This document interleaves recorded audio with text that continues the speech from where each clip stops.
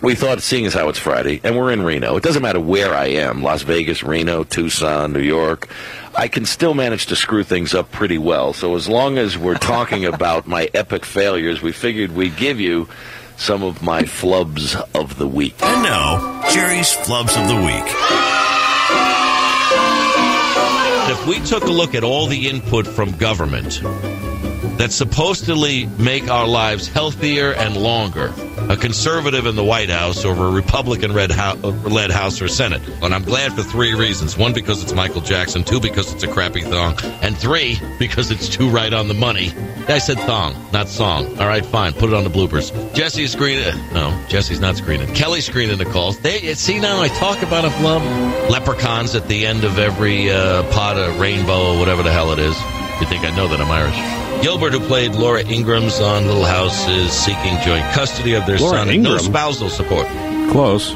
I said Laura Ingalls. No, you said Ingram's. I did? You did. Was Laura Ingram on Little House on the Prairie? It's possible. Was she? They're both blonde. Oh, man. Maybe there's something Laura Ingram is not telling us about her previous thespian background. No? Perhaps? Maybe. Anyway. Jerry's Flubs of the Week. I've got a seated ovation taking place here at the conference in response to my linguistic abilities on the radio. Somebody who knows all about radio, makes no flubs himself. Jack Hunter is in the house with us. He's known as the Southern Avenger. He's a talk show guy, but more importantly, he's the official campaign blogger for Ron Paul's campaign. He also assisted Senator Rand Paul with his book, The Tea Party Goes to Washington. He's sitting with us here at the Grand Sierra Resort in Reno, Nevada. Jack, good to have you on the program again, and nice to meet you in person. Good to be with you, Jerry, and I'm pretty sure Laura Ingram was on Little House on the Prairie, to my recollection. Half pint. Well, you just Laura Ingram, Laura Ingalls. It's too close, so you kind of mess things up. But I like them both. What are you getting out of all this kickoff inaugural LPAC get together? Well, this is the first Liberty Political Action Conference. We heard Senator Rand Paul speak earlier. Of course, he was on your program. What I'm getting out of this is this movement. You said earlier, comparing it to CPAC, and I've been to CPAC. I'm here at what we're calling LPAC. It is a live and let live mentality. It's that sort of old school Barry Goldwater conservative, I've got mine, you've got yours. As you said earlier, let's be happy and promote individual freedom. That's the vibe I'm getting from this event, and it's very intoxicating. I love it. It's liberties in the air. And there's usually a leader behind every movement, Ron Paul being that leader. A lot of people in the political establishment would like to probably see Ron Paul go away. That's for sure. With him not running for re-election in Texas, and some concern that people have that he's not getting a fair shake in the media with regard to how well he's doing in the polls and the debates and what kind of a movement he has.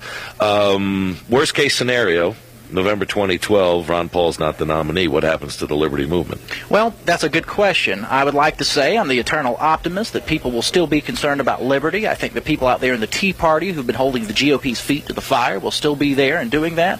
But I do fear, and you're seeing this in the presidential election, that too many grassroots conservatives or libertarians or people who just care about freedom in this country might want to go back to that old George W. Bush Republican mindset where it's just Democrats and Republicans, and we have to win the next election without asking what they're actually winning.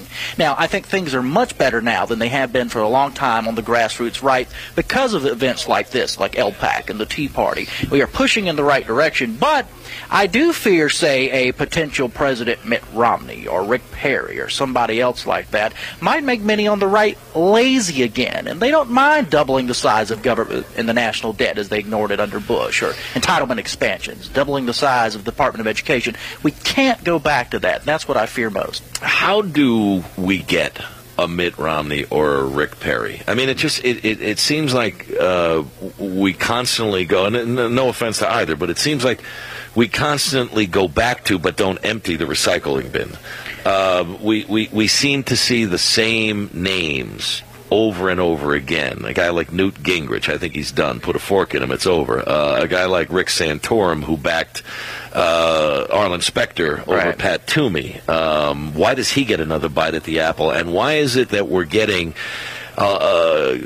candidates that a lot of people have a lot of questions or reservations about, it doesn't seem like that new voice, that different kind of a movement is reflected in the candidates outside of Ron Paul. I think Herman Cain's actually got some pretty interesting things to say.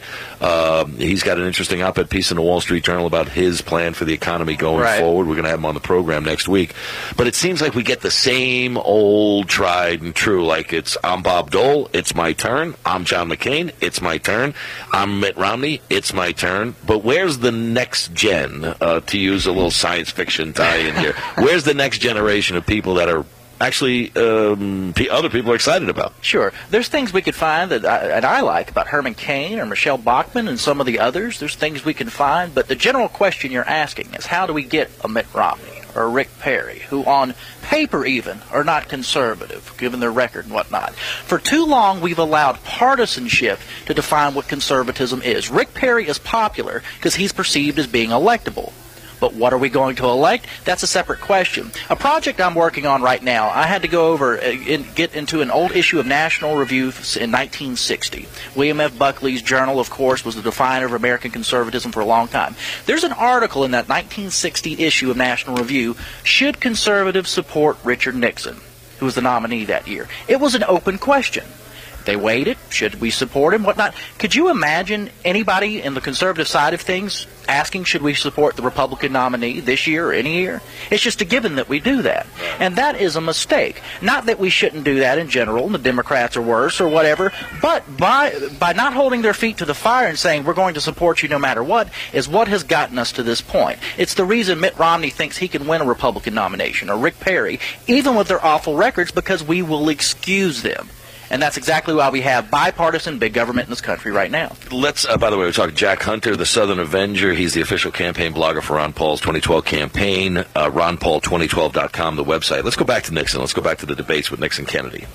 Let's go back to where we saw it versus we heard it. People who heard Nixon said he won the debate. People who saw the debate said Nixon lost or Kennedy won.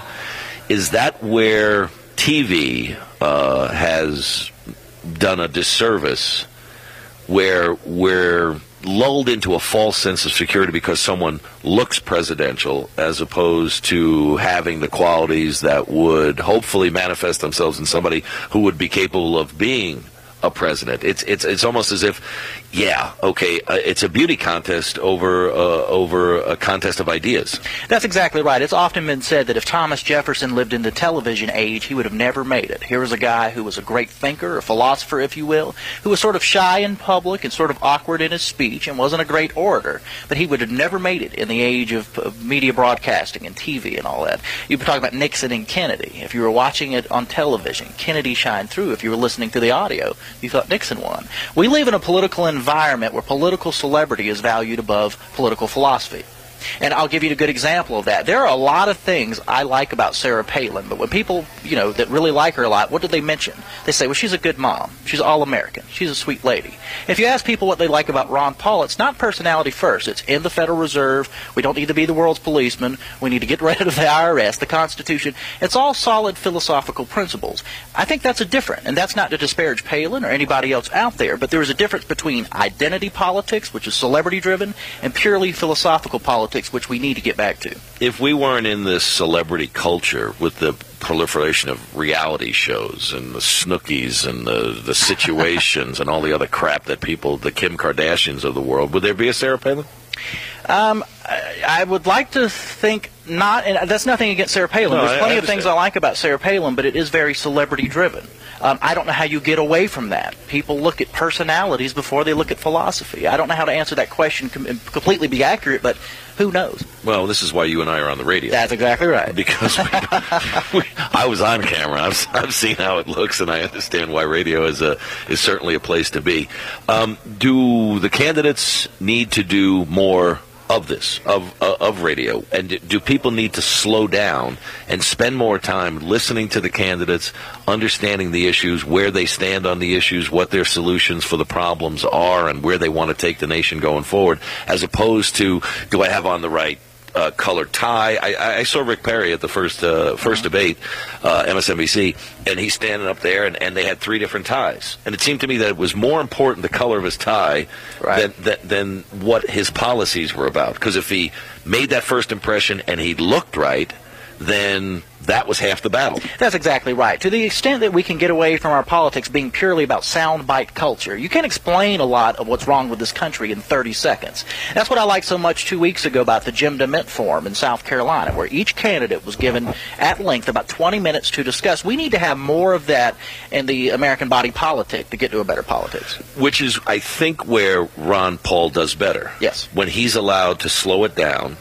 And I think in those debates where we're expecting to get those zingers, those 20 or 30-second answers, right, where they're polished and pre-produced to a certain degree.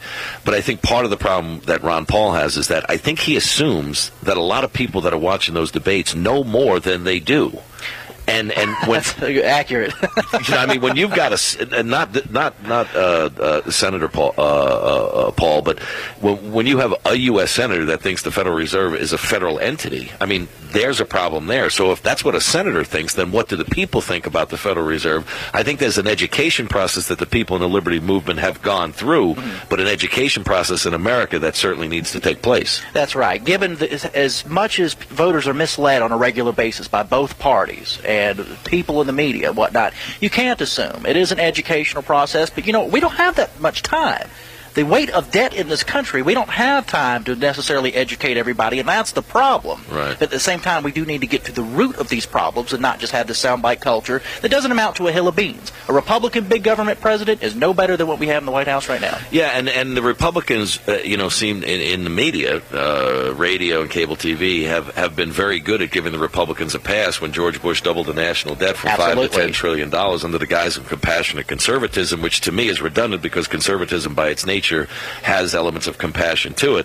But if you're saying you're doing it under the guise of compassion, well, the more money you spend, the more compassionate you must be. But George Bush was not a fiscal conservative. The Republicans spent it way beyond what they should have. And basically, Barack Obama is just going through the drive-through window and just asking, would you like that supersized? Yeah, because we've already established that we're taking in junk food, or, Barack Obama could not be doing what he's doing right now if there was no George W. Bush. Could you imagine if Obama's agenda was exactly what Bush did? Iraq war, doubling the size of the Department of Education, doubling debt, doubling the size of government. Would any of our conservative friends have given Barack Obama a free pass for having the same agenda? No. No, good point. It would have never happened. Right, but that doesn't play well on Fox because sometimes the truth is inconvenient. So is the time clock. Jack Hunter, thanks for your time on the program. Keep up the great work on the Ron Paul campaign. RonPaul2012.com is the website.